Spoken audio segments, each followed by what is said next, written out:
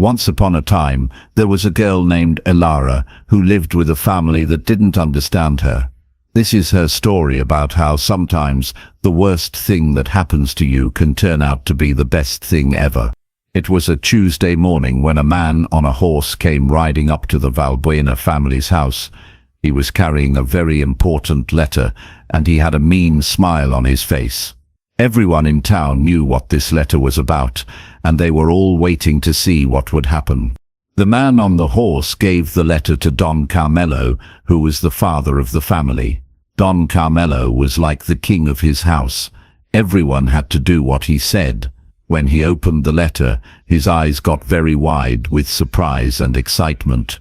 The letter was from Don Arturo de Mendoza, a very rich and important man who lived far away. Don Arturo owned more land than anyone else for miles and miles around. He was known as a good man who worked hard and was always fair to people. Any family would be happy to have him marry one of their daughters. But here's the strange part. Don Arturo didn't ask to marry just any daughter. He asked specifically for Elara, the youngest daughter of the family. Don Carmelo called his wife Doña Leonor and his two older daughters into the living room. The two older daughters were named Inés and Beatriz. Inés was 26 years old and Beatriz was 24.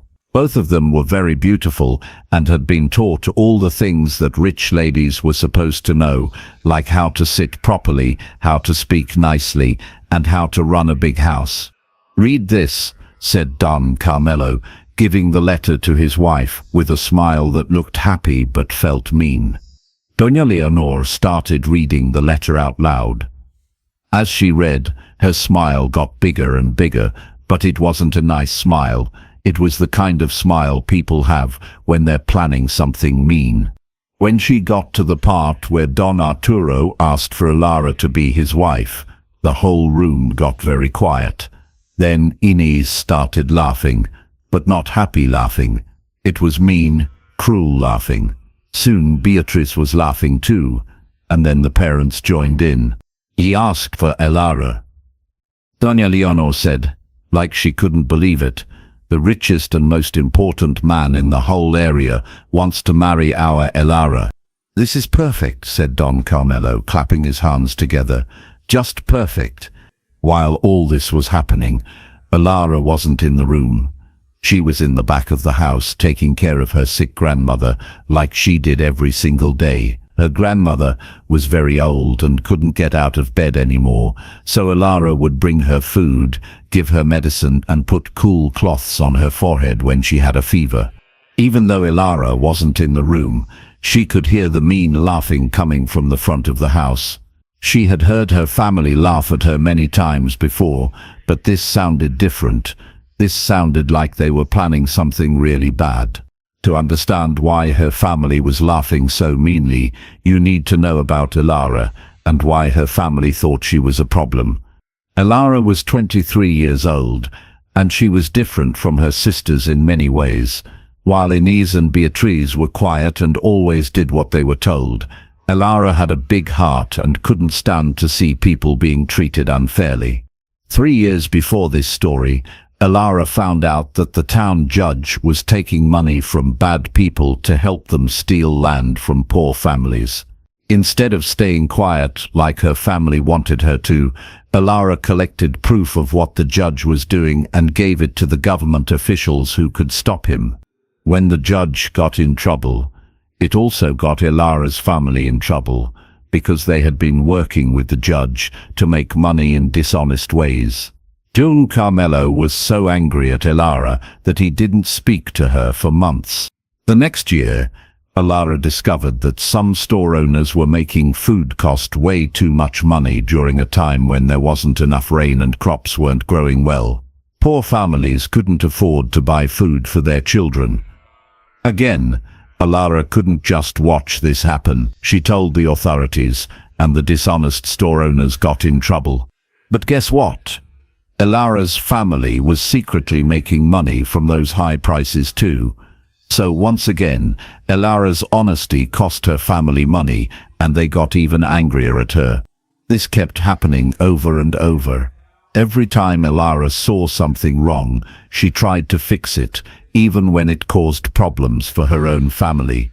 To the Valbuenas, who made their money by being dishonest and tricky, having a daughter with such a strong sense of right and wrong was like having a constant headache. But there was another reason why her family thought Elara would be a bad wife for an important man like Don Arturo. While her sisters were very pretty in a delicate way, with soft hands and perfect hair, Elara looked different. She was stronger looking, with hands that were rough from hard work and a face that showed she was determined and brave. Her family thought this made her ugly and unsuitable for marriage. They couldn't see that Elara's strength came from her good character, that her rough hands meant she wasn't afraid of honest work, and that her determined expressions showed she would never give up on doing what was right.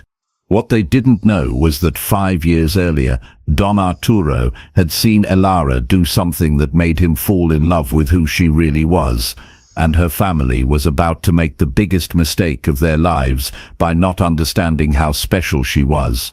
5 years before the letter arrived, there was a busy market day in the town of San Roque. It was Saturday morning, and the market was full of people buying and selling things. You could hear merchants shouting about their prices, children running around playing, and smell fresh bread and spices in the air. Don Arturo had come to the market early to buy things he needed for his farm, but he ended up staying much longer because of something amazing he saw happen. Near one of the stalls, 3 young ladies were looking at pretty lace fabric. 2 of them, clearly sisters, were examining the lace very carefully, the way rich people do when they're shopping. Their dresses were beautiful, their hair was perfect, and they acted like they had been taught perfect manners. They were exactly the kind of young ladies any man would expect to find in a good family. The 3rd young woman looked very different.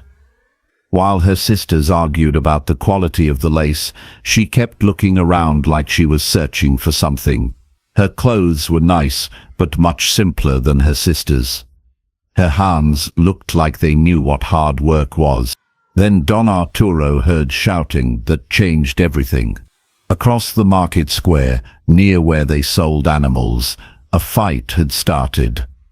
A short, fat merchant was yelling at a thin, old man, saying the old man was trying to steal one of his chickens.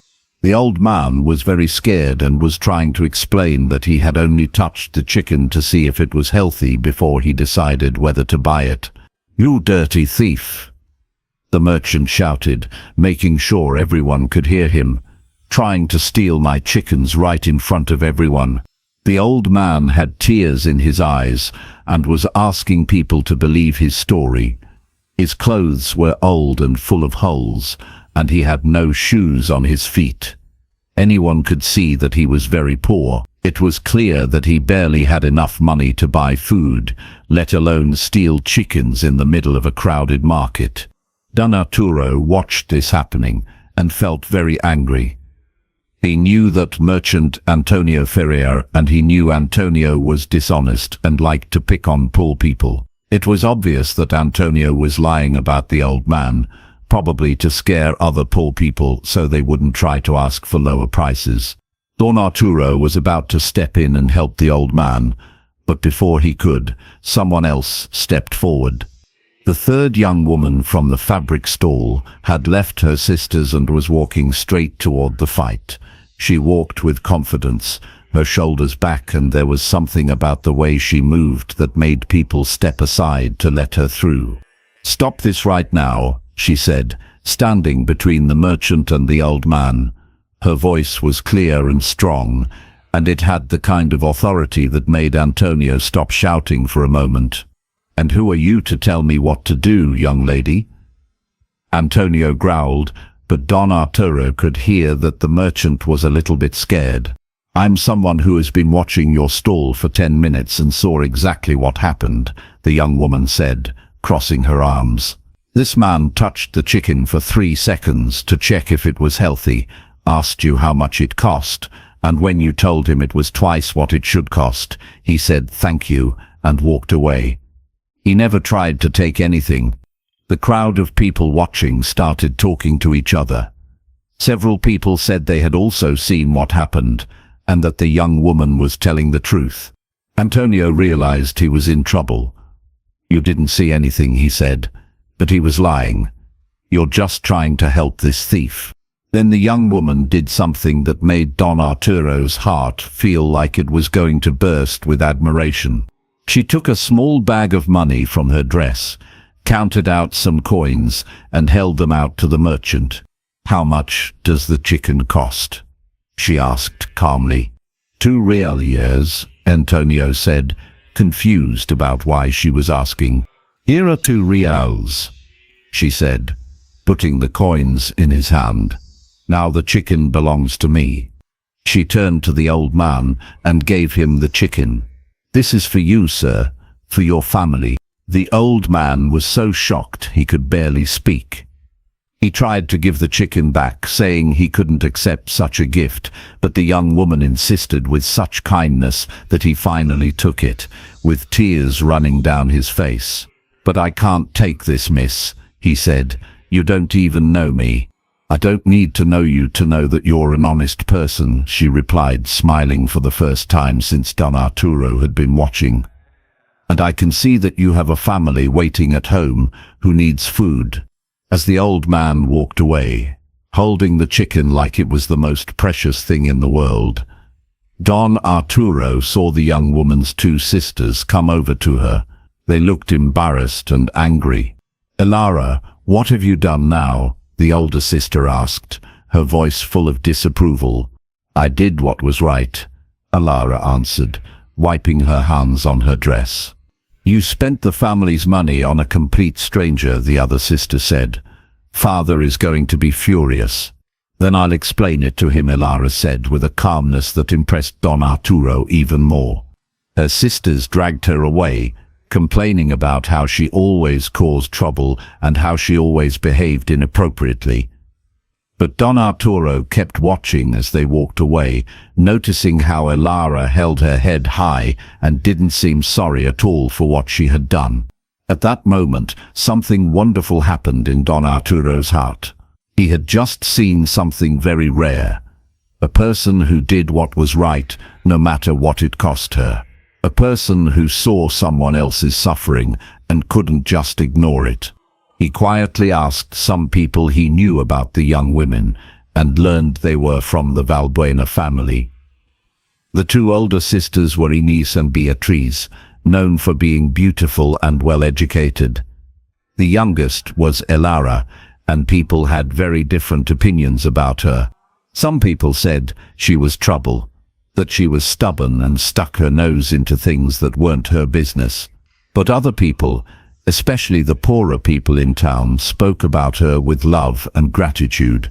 They told stories of small acts of kindness she had done without expecting anything in return.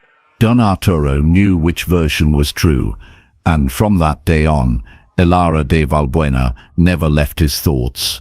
Back in the Valbuena family's living room, the mean planning continued with the precision of people who had practiced being cruel. Don Carmelo walked back and forth with his hands behind his back, his mean smile getting bigger.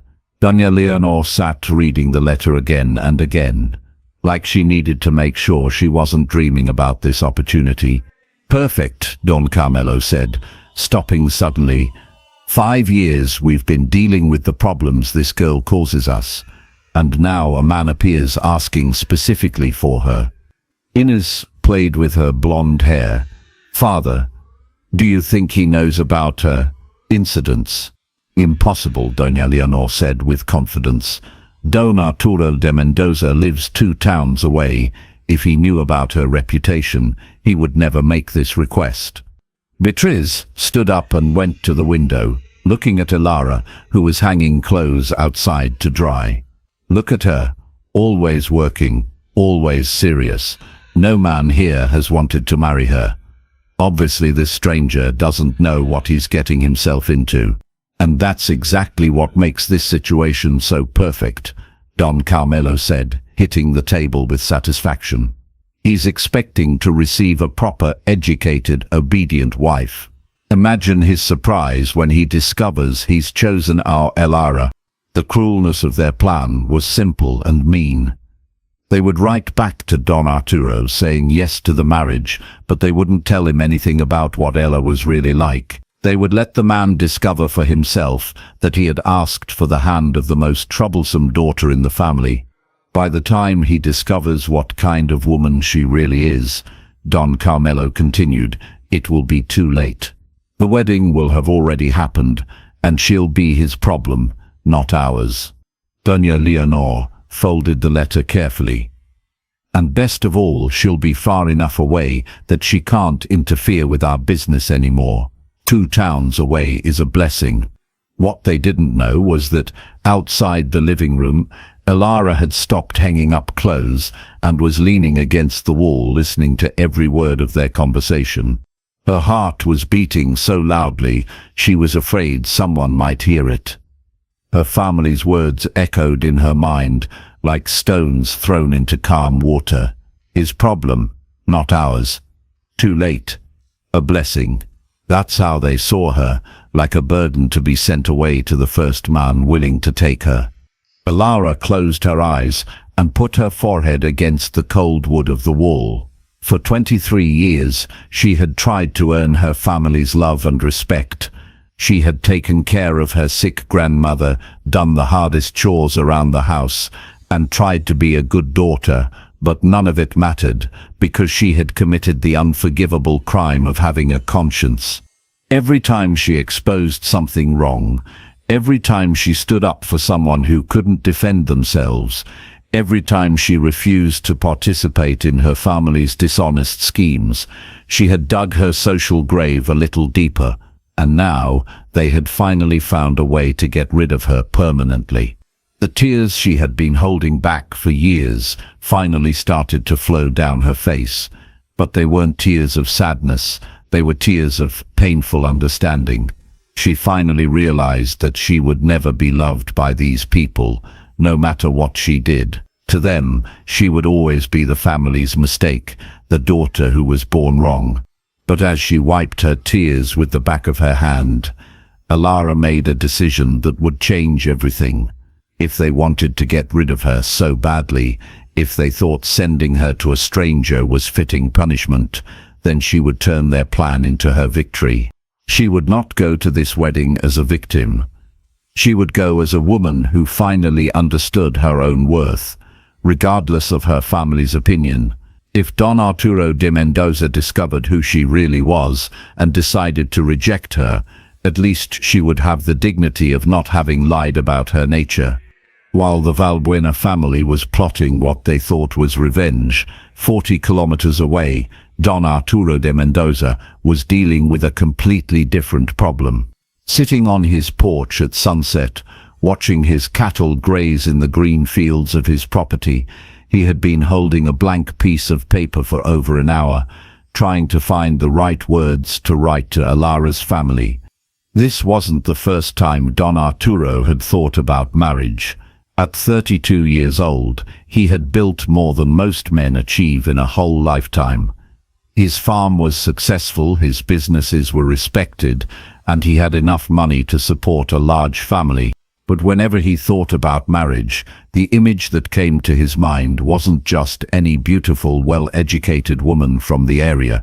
It was always Ella.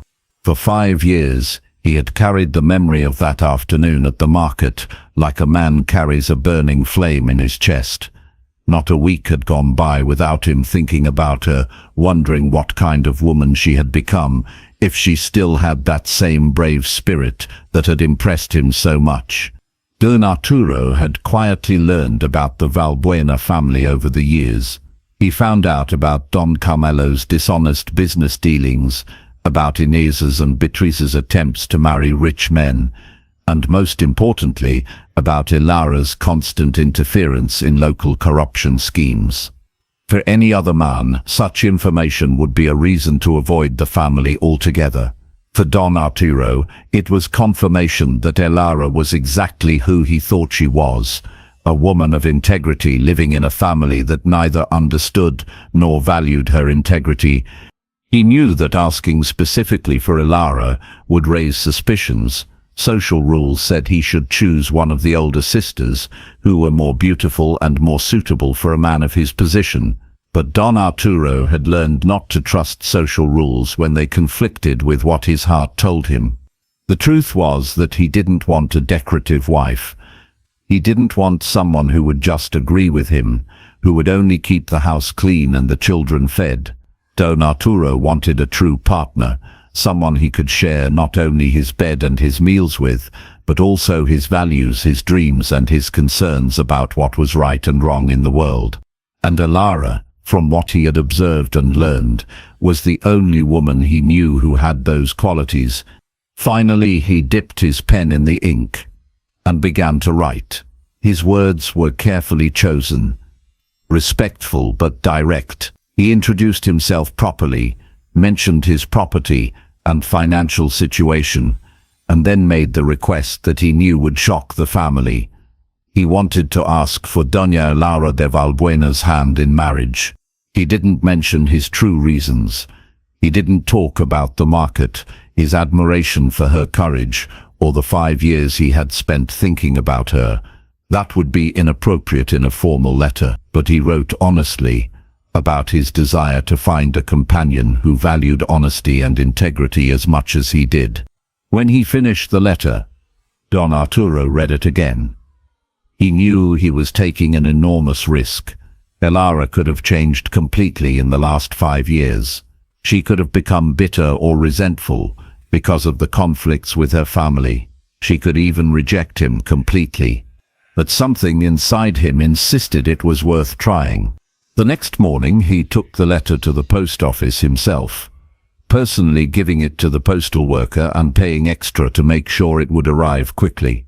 Then he went home and tried to stay busy with work around the farm, but his thoughts kept returning to that letter traveling along the dusty road toward Elara's town. 3 days later, the reply arrived. Don Arturo immediately recognized the masculine handwriting on the envelope, obviously written by Don Carmelo de Valbuena, as was proper, but when he opened it and read the contents, something about how quickly they had accepted made him slightly uneasy. The letter was polite but too brief. Don Carmelo accepted the request with enthusiasm, confirmed that Elara was eager to meet her future husband, and suggested that Don Arturo travel the following Monday so they could get to know each other before the wedding. Don Arturo frowned. There was something in the tone of the letter that didn't sound entirely natural. It was almost as if the family was overly anxious to close the deal, as if they wanted to send Elara away as quickly as possible. He wondered if there was something he didn't know about her, a health problem perhaps, or a recent scandal the family wanted to hide.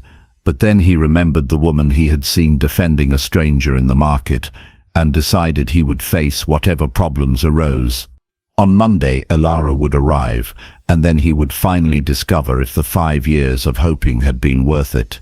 Monday arrived with a grey sky that seemed to perfectly match the mood in the Valbuena household. Elara woke up before dawn, as she had for the past 5 days, unable to sleep deeply, knowing that her life was about to change completely.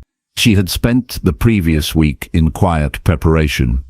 She packed her few belongings into a small worn trunk that had belonged to her grandmother. She didn't own many dresses.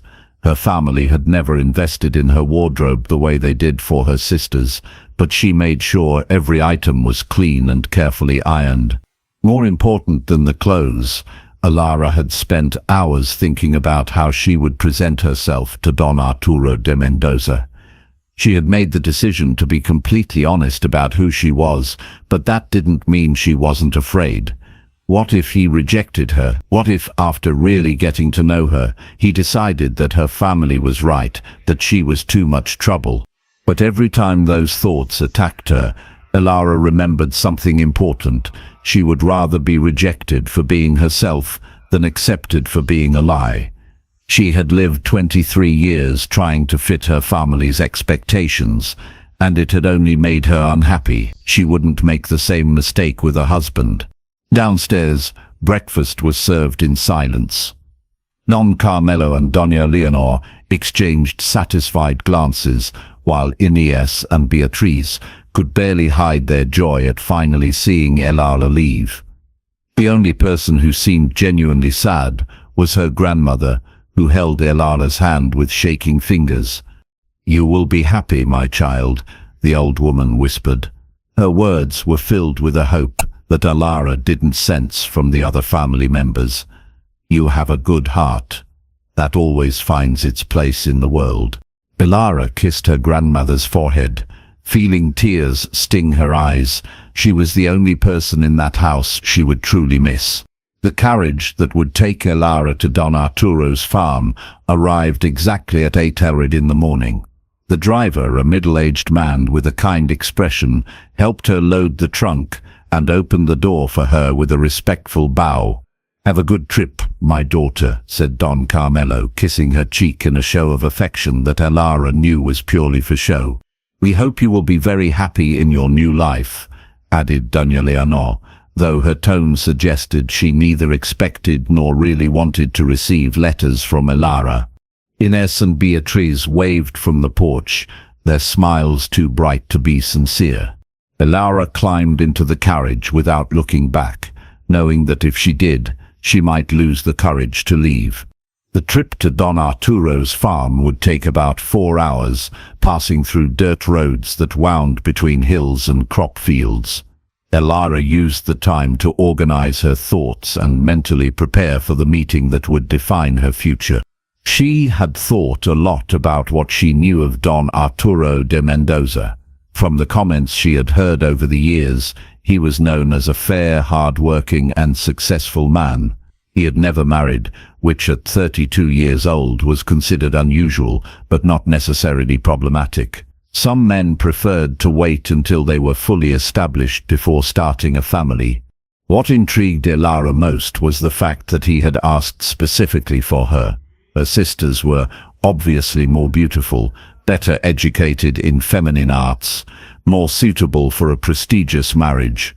Why would a successful man choose precisely the daughter her own family considered problematic? There were two possibilities. Either he didn't know about her reputation and would be unpleasantly surprised when he got to know her better, or he knew exactly who she was and had his own reasons for wanting her as his wife. Elara couldn't decide which of the two options made her more nervous. As the carriage approached its destination, the scenery began to change. The properties became larger and better maintained, the fields more organized, the livestock visibly healthier. It was obvious they were entering a region of real prosperity, not the questionable prosperity that characterized her family's businesses. Finally, the driver announced that they had arrived at the Mendoza farm. Elara looked out the carriage window and felt breathless for a moment. The property was impressive, not showy, but solid and well-planned. The main house was large enough to house a big family, built of good wood, with a large porch that invited relaxation. The stables and barns were organized functionally, and everywhere there were signs that this place was run by someone who really understood farming. But what caught Elara's attention most was the man who came out of the house to greet her. Don Arturo de Mendoza was taller than she remembered, with broad shoulders that spoke of years of physical work. His dark hair had some gray streaks, and his face showed the marks of someone who spent a lot of time in the sun. But it was his eyes that made her recognize him immediately. The same attentive and intelligent eyes that had watched her in the market 5 years before. He had been watching her that day. She was sure of it now. The way he looked at her as the driver helped her out of the carriage was not the look of a man seeing a stranger for the first time. It was the look of someone who recognized her. "Doña Elara and Arturo," said, approaching with measured steps. His voice was deep and calm, filled with a gentleness that made something move in her chest. "Welcome to the Mendoza farm." "Don Arturo," she responded, making a small bow. "Thank you for having me." He took her trunk from the driver's hands and gestured toward the house. You must be tired from the trip. How about we go inside to talk more comfortably? As they walked side by side toward the porch, Elara felt a strange mix of nervousness and relief. There was something about Don Arturo's presence that calmed her. He didn't seem like the kind of man who would make quick judgments or expect her to be someone she wasn't. The living room of Don Arturo's house was simple but cozy. Solid wood furniture, some books scattered on a side table, and a fireplace that gave off gentle warmth. Elara sat in a comfortable chair, trying to hide the nervousness that was growing in her chest.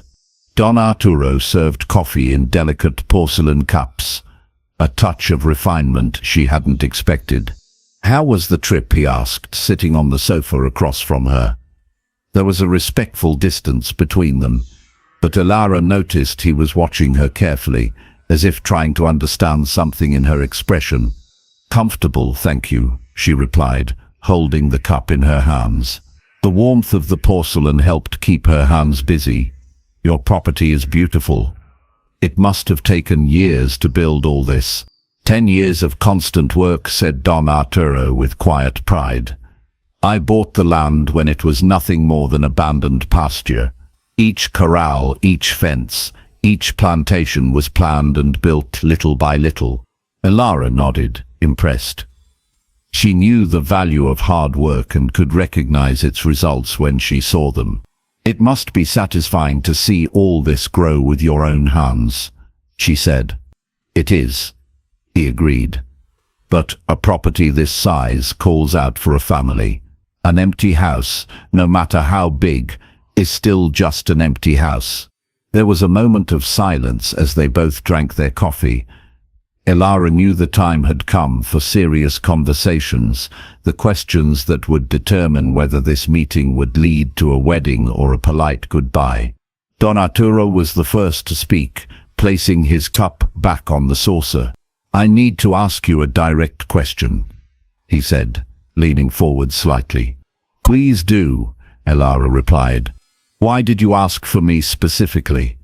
"My sisters are more beautiful, better educated in the arts expected of a wife. Any sensible man would choose one of them."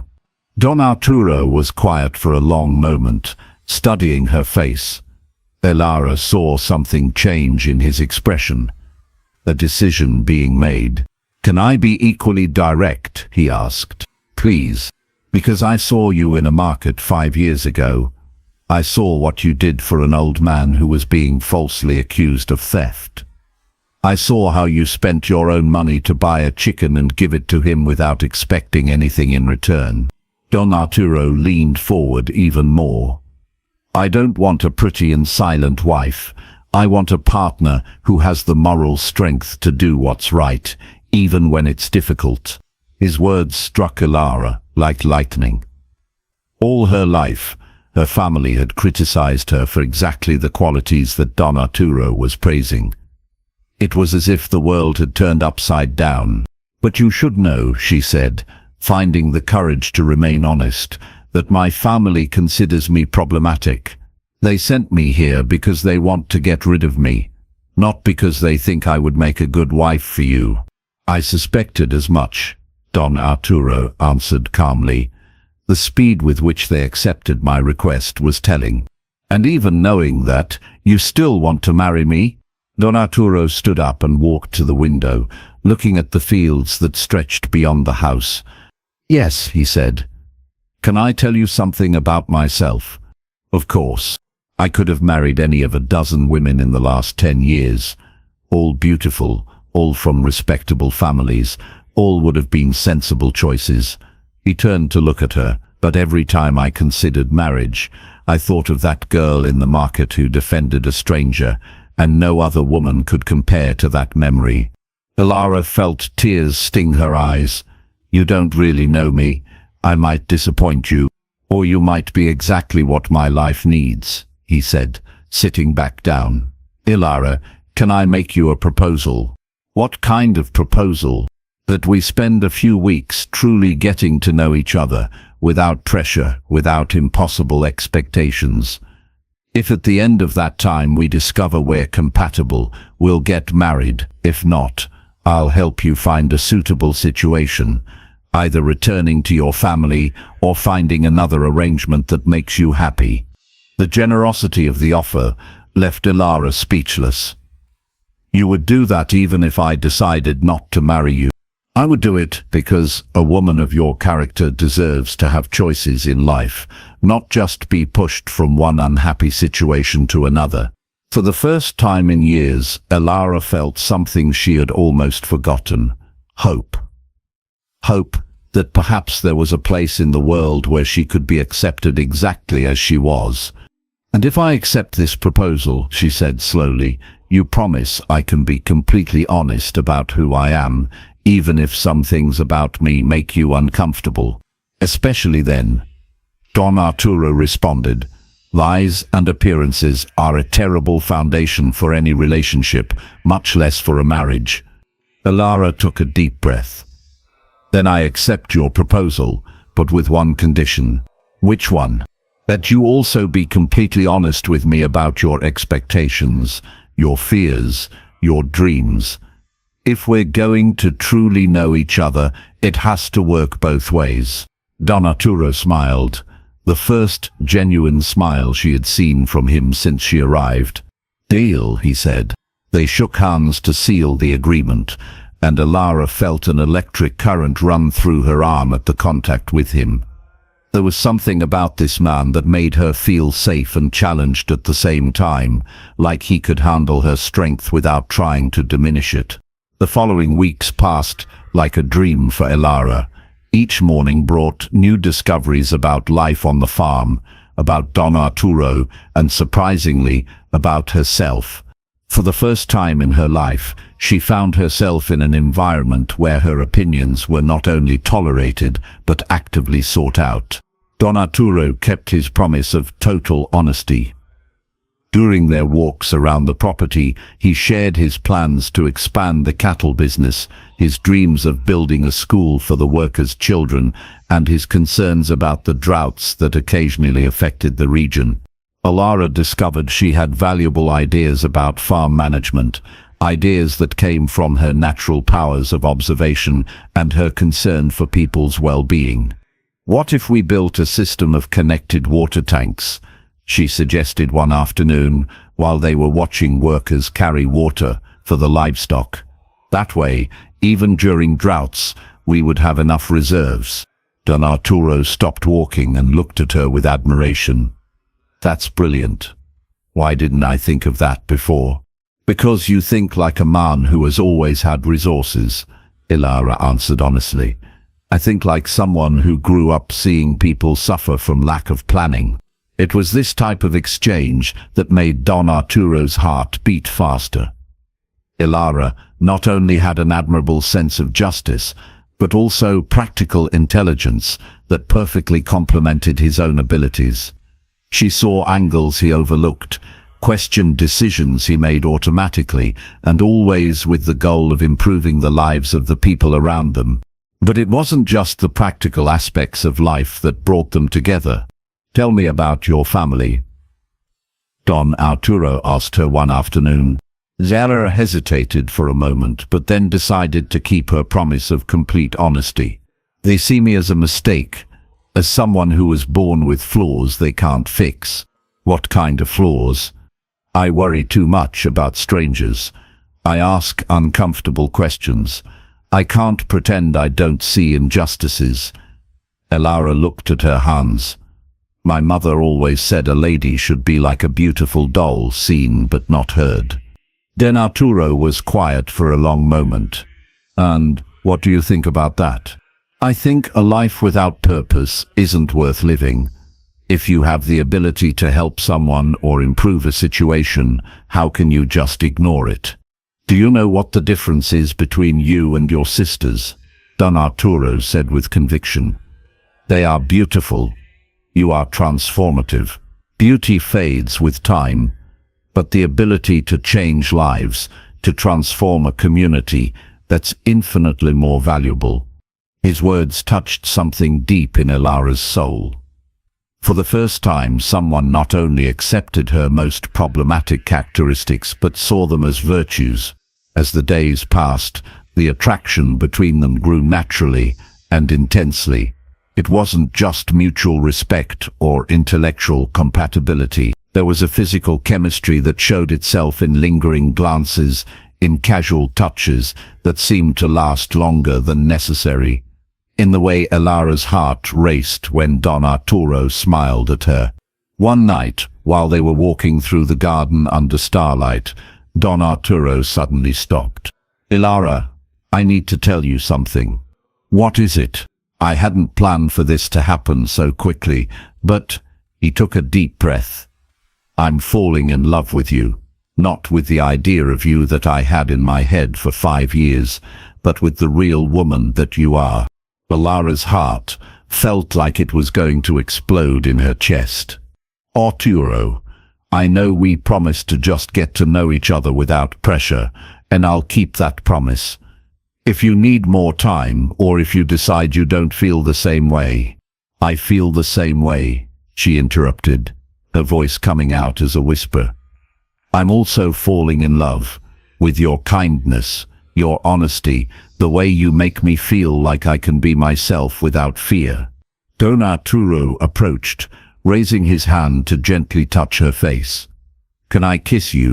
In response, Elara stood on her tiptoes, meeting his lips with hers. The kiss was soft at first, tentative, but then deepened with an intensity that made them both tremble. When they separated, they stood embraced under the stars, feeling that something fundamental had changed between them. They were no longer two strangers testing a possibility. They were two people who had found something rare and precious in each other. "Marry me," Don Arturo whispered against her hair. "Not because it was an arrangement between our families, but because I can't imagine my life without you." "Yes," Elara answered without hesitation. "Yes, I want to marry you."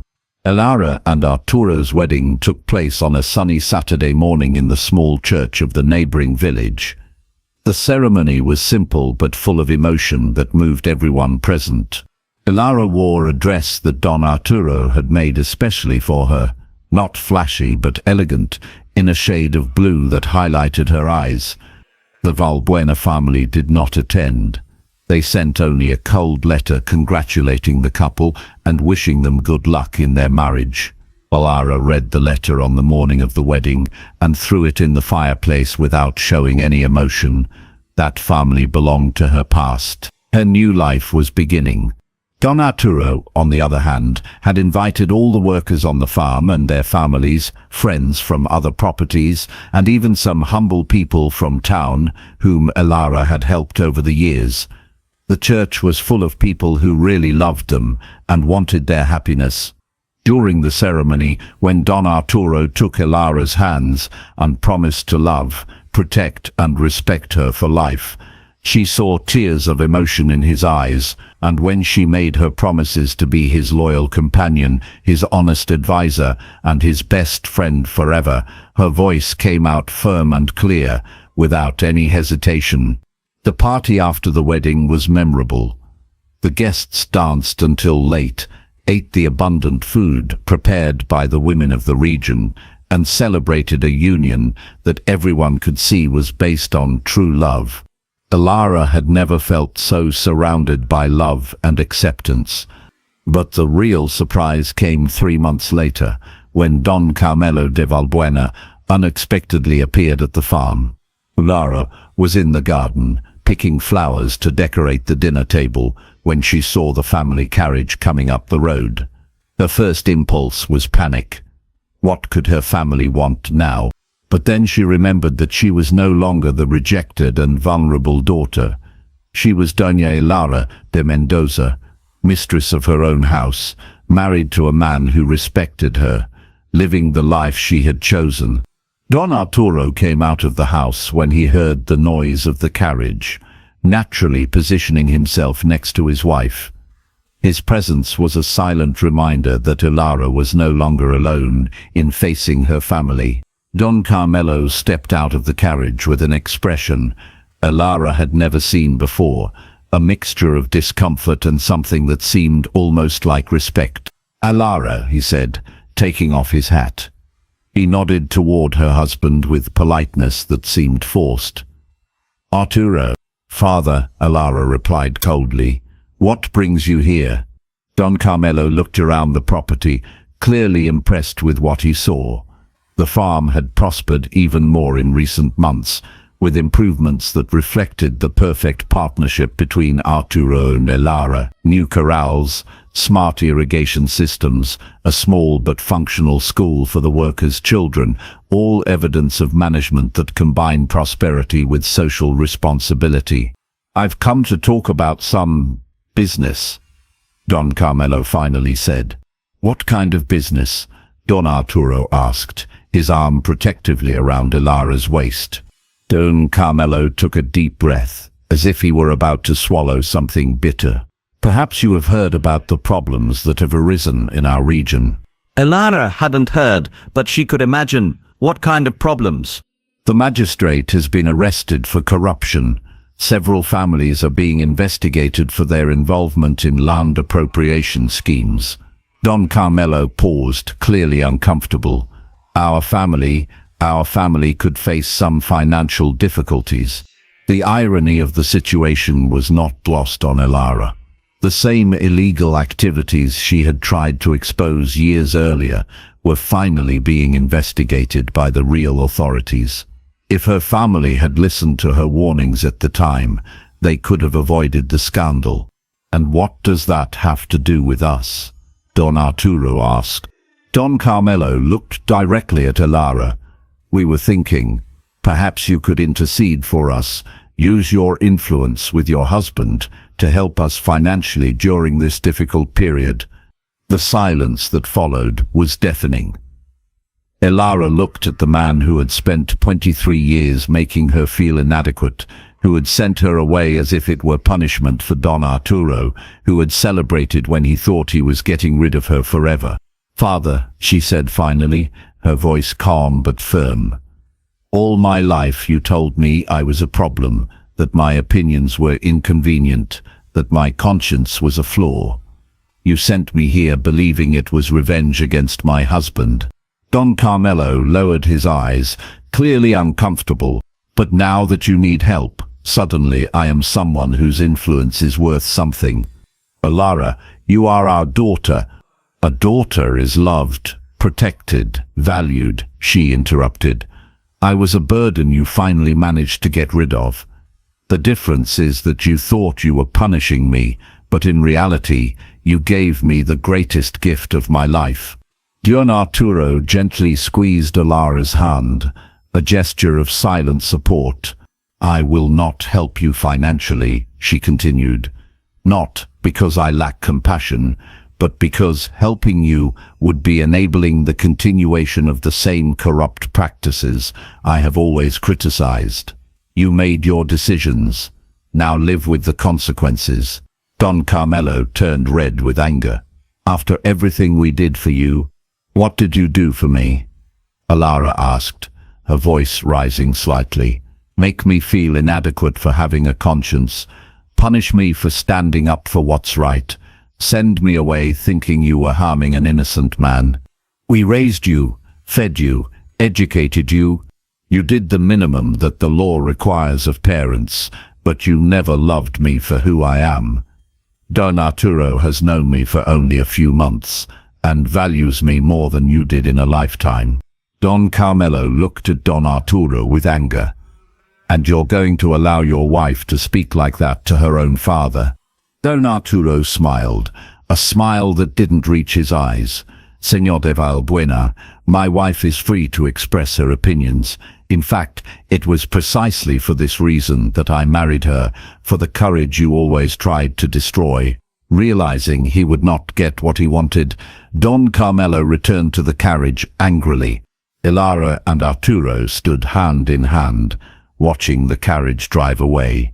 When it was out of sight, Elara turned to her husband. "Did I do the right thing?" "You did the only thing you could do while being who you are," he responded, kissing her forehead. and I love you even more for it." That night, as they ate dinner in the dining room that was now truly hers, Elara reflected on the extraordinary journey her life had taken. The family who had tried to get rid of her like garbage was now begging for her help. The man who was supposed to be the victim of a cruel joke had become her greatest love and support. "Do you know what the funniest thing about all this is?" she said to Arturo. "What? My parents really believed they were playing a joke on you, that they were sending you their defective daughter to ruin your life." Arturo laughed, a rich, warm sound that filled the room. "They will never understand that they gave me exactly the treasure I had been searching for all my life." Elara smiled, feeling her heart fill with gratitude. Sometimes the greatest blessings come disguised as the worst curses.